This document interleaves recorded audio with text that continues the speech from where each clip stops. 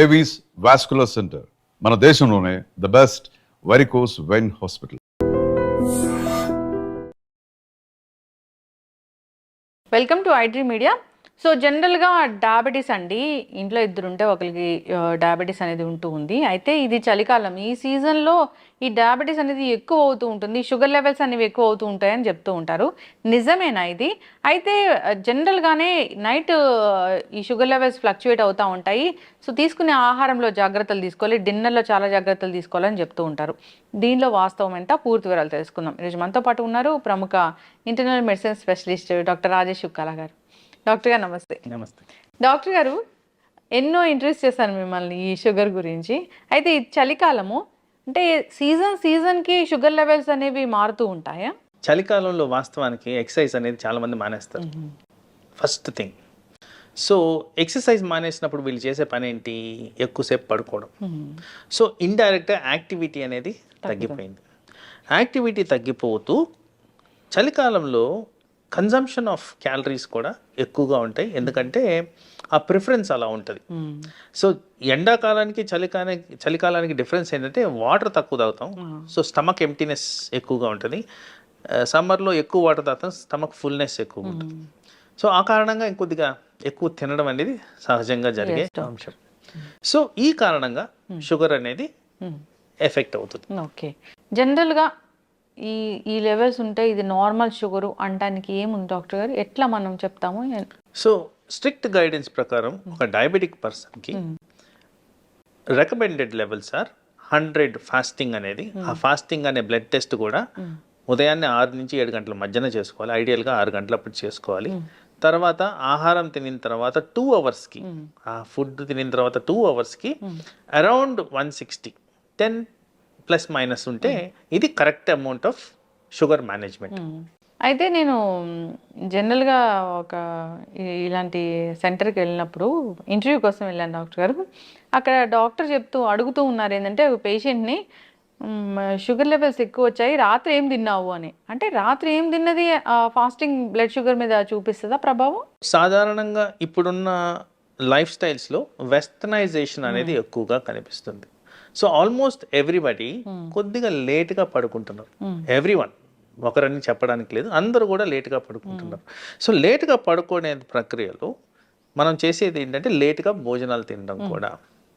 And లేట్గా భోజనం తినడమే కాకుండా కొద్దిగా high calorie food or consumption of calories కూడా ఎక్కువగా రాత్రులే. ఇప్పుడు ఎవరైనా డే టు డే యాక్టివిటీస్ తీసుకుంటే, ఎవరైతే కాన్షియస్గా లేరో పొద్దున మధ్యాహ్నం కన్నా రాత్రులు కాస్త ఫుడ్ కన్జంప్షన్ ఎక్కువగా ఉంటుంది. సో ఇవే కాకుండా మనం ఇదివరకు అనుకున్నట్టు మానసిక ఒత్తిడులు అనేవి పెరుగుతూ వస్తున్నాయి. ప్రతి ఒక్కరికి స్ట్రెస్ అనేది ఎక్కువ ఉంటుంది, నిద్ర అనేది లోపిస్తుంది. సో నేను చెప్పదలుచుకుంది, డయాబెటీస్ అనేది ఒక హార్మోన్ ద్వారా రెగ్యులేట్ అయ్యే కండిషన్. ఇంత చేంజెస్ వచ్చినప్పుడు ఈ హార్మోనల్ ఇంబ్యాలెన్స్ కూడా తప్పుదోవ పడుతుంది. ఆ కారణంగా ఈ ఫాస్టింగ్ షుగర్ అనేది ఫ్రీక్వెంట్గా ఎక్కువగా కనిపిస్తుంది. ఓకే, అయితే ఫాస్టింగ్ షుగర్ ఎక్కువగా కనిపిస్తే దాన్ని బేస్ చేసుకొని మందులు రాస్తారా, లేదంటే దానికి కూడా ఏమైనా 24 hours మానిటరింగ్ అట్లా ఉంటుందా డాక్టర్ గారు? ఇప్పుడు డివైజెస్ అనేవి చాలా వచ్చున్నాయి. ఇప్పుడు కంటిన్యూస్ బ్లడ్ షుగర్ మానిటరింగ్ అనేది చాలా కామన్గా వాడుతున్నాం. దీన్ని CGM అంటాం. ఈ CGM అనేది ఇప్పుడున్న అవైలబుల్ డివైజెస్లో కనీసం 14 రోజుల వరకు కంటిన్యూస్గా మానిటర్ చేసే విధంగా ఉంటుంది. ఏ టైంలో ఎక్కువ అవుతుంది, ఏ టైంలో తక్కువ అవుతుంది అన్ని డేటా చూపించేస్తూ మీకు అలారమ్స్ ఇస్తూ కూడా ఇది ఫంక్షనింగ్ అనేది జరుగుతుంది. సో అలాంటి దాన్ని డేటా తీసుకొని మేము ఈ లెవెల్స్ అనేవి అడ్జస్ట్ చేయడం జరుగుతుంది. ఈ ఒక్కరోజు పెరిగిందా, 10 రోజులు పెరిగిందా, కంటిన్యూస్గా ఎక్కువ ఉందా అనే దాన్ని బట్టి మనం మెడిసిన్ ఎలా విధంగా అడ్జస్ట్ చేయాలనేది. ఎందుకంటే ఇక్కడ జస్ట్ షుగరే కాదు, అసోసియేటెడ్. ఇప్పుడు సపోజ్ నిద్ర లోపించిన వల్ల షుగర్ పెరిగినప్పుడు నిద్రని టార్గెట్ చేయాలి, కానీ షుగర్ని కాదు టార్గెట్ చేయాల్సి. సో ఏదైతే టార్గెటెడ్ ప్రాబ్లం ఉందో దాన్ని ఓరియంటెడ్గా ట్రీట్మెంట్ అనేది జరుగుతుంది.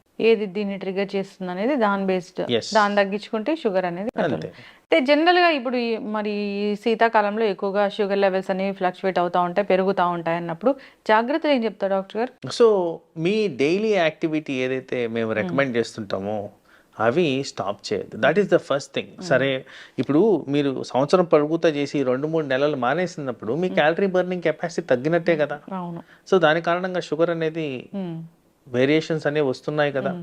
తర్వాత కన్జంప్షన్ కూడా పెరుగుతుంది కదా.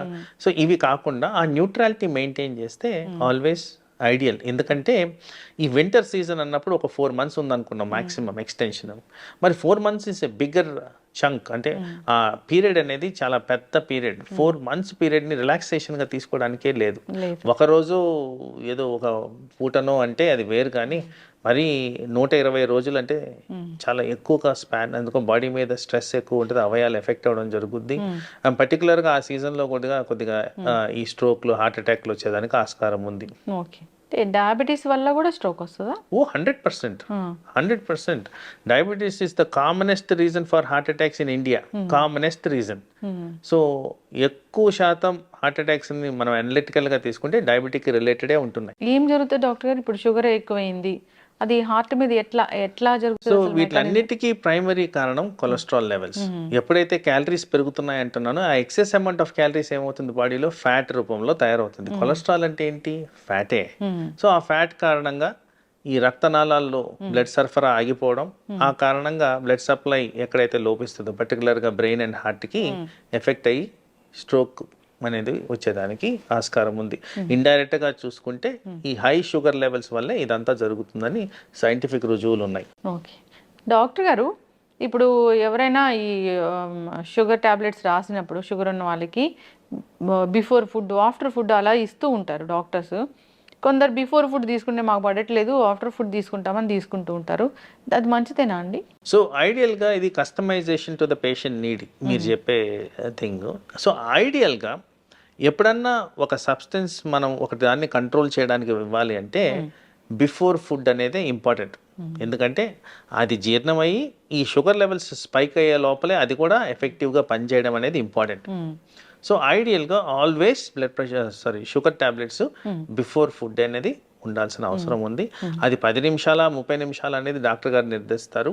తర్వాత ఎవరికన్నా ఈ జీర్ణాశయానికి సంబంధించిన ప్రాబ్లమ్స్ ఉన్నప్పుడు దాన్ని ఎలా కస్టమైజ్ చేసుకోవాలో వాళ్ళ సూచనల సలహాల మేరకు ఫాలో అయితే సరిపోతుంది. ఎస్. కానీ అయితే చాలా పెద్ద మీ మీద కంప్లైంట్ ఏముంటుందండి డాక్టర్స్ మీద? నాకు షుగర్ వచ్చింది, కానీ డాక్టర్ గారు ఏమో నాకు ఇన్ని టాబ్లెట్ రాశారు, ఓన్లీ ఒక షుగర్ టాబ్లెట్ రాస్తే సరిపోతుంది కదా, కొలెస్ట్రాల్ రాశారు, మల్టీవిటమిన్ రాశారు, ఇలాంటివన్నీ ఎందుకు రాశారు అని అంటూ ఉంటారు. ఎందుకు డాక్టర్ గారు? డయాబెటీస్ అనేది ఒక్క షుగర్కి సంబంధించిన వ్యాధే కాదు, పలు అవయాల్ని ఎఫెక్ట్ చేసే వ్యాధి అది. అండ్ నేను ఇదివరకు చెప్పినట్టు హార్మోనల్ ఇంబ్యాలెన్స్ కారణంగా వచ్చేదే ఇది. డయాబెటీస్ రాకముందు జరిగే అంశం ఏంటంటే పర్టికులర్గా టైప్ 2 డయాబెటీస్లో ఉబకాయం అనేది ఆల్రెడీ ఎస్టాబ్లిష్డ్. ఉబకాయం అనగా మెజారిటీ ఆఫ్ పేషెంట్స్లో ఫ్యాట్ కాన్సన్ట్రేషన్ పెరిగితేనే వచ్చేది ఉబకాయం. సో డైరెక్ట్గా ఊబకాయం గురించి మాట్లాడితే ఈ కొలెస్ట్రాల్స్ పెరిగిన దాని కారణంగా ఫ్యాటీ లివర్ అనేది వస్తుంది. అథెరోస్క్లెరోటిక్ బ్లాక్స్ అంటాం, ఏదైతే రక్తనాళాలు బ్లాక్స్ అంటామో ఆ బ్లాక్స్ అనేవి కనబడతాయి. ఆ బ్లాక్స్ ఎక్కడైనా రావచ్చు కండిషన్ బట్టి. అందుకోసం అన్నిటికీ ప్రివెంటివ్గా డయాబెటీస్ని షుగర్ కిందే కన్సిడర్ చేయకుండా డయాబెటీస్ వల్ల వచ్చే ఎండ్ ఆర్గన్ డ్యామేజ్ ప్రివెన్షనే ఇప్పుడు మేము ఫోకస్ చేస్తున్నది. ప్రథమంగా దీంట్లో హార్ట్ అటాక్స్ రాకుండా మేజర్గా కన్సర్న్ చూపిస్తున్నాం, ఎందుకంటే highest amount of diabetic heart disease ఎక్కువగా ఉంది. అలాగే డయాబెటీస్ ద్వారా కిడ్నీలు ఎఫెక్ట్ అవుతాయి, లివర్ ఎఫెక్ట్ అవుతుంది, బ్రెయిన్ ఎఫెక్ట్ అవుతుంది, కళ్ళు ఎఫెక్ట్ అవుతాయి. వీటిలన్నింటినీ కవర్ చేస్తూ మెడిసిన్స్ ఇవ్వాలి కాబట్టి పలు రకాల మెడిసిన్స్ ఇవ్వడం జరుగుద్ది. అది కూడా పేషెంట్ కండిషన్ బట్టి. ప్రతి ఒక్కరికి అన్ని మందులు రాయడం జరగదు, కానీ సాధారణంగా ఎవరికైతే సరిగ్గా కంట్రోల్ ఉండదో, ఎవరికైతే అవయాలు ఎఫెక్ట్ అవుతున్నాయో వాళ్ళల్లోనే నంబర్ ఆఫ్ టాబ్లెట్స్ పెరిగేదానికి ఆస్కారం ఉంటుందండి. ఎస్.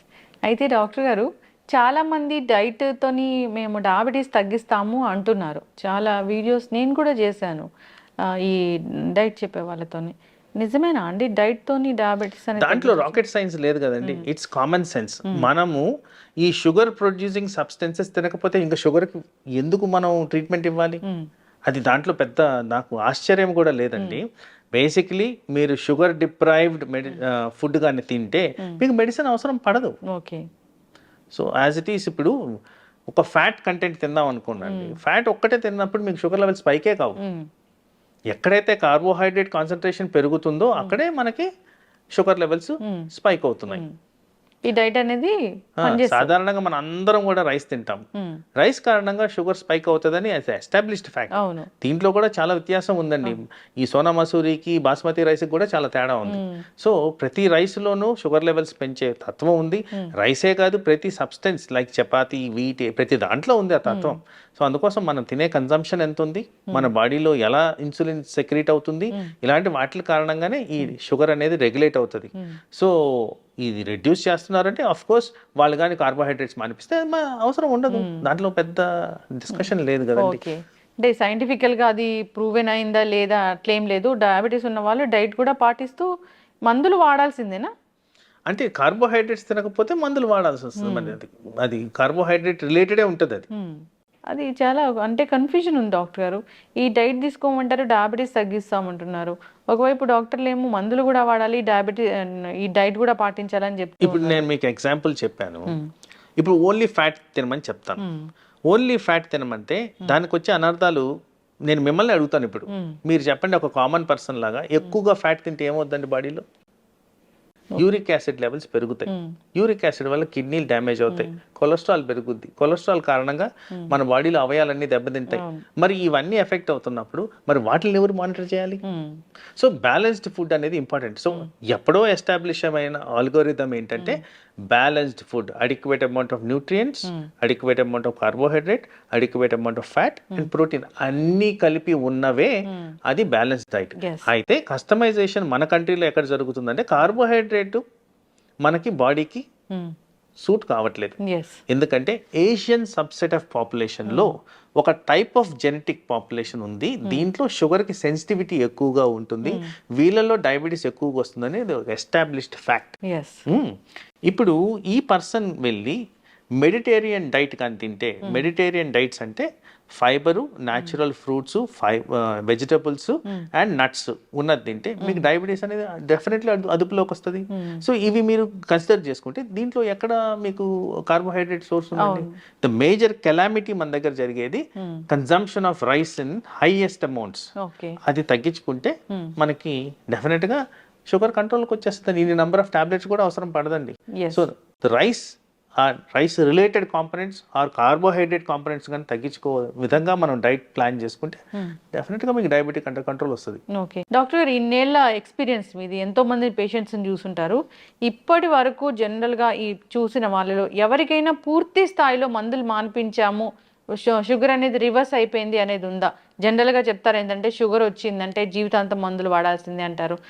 రివర్స్ అయ్యాయండి ఎవరికన్నా? సో ఇక్కడ చాలా ఇంపార్టెంట్ క్రిటికల్ క్వశ్చన్ మీరు అడిగింది, చాలా ప్రాక్టికాలిటీ ఉన్న క్వశ్చన్.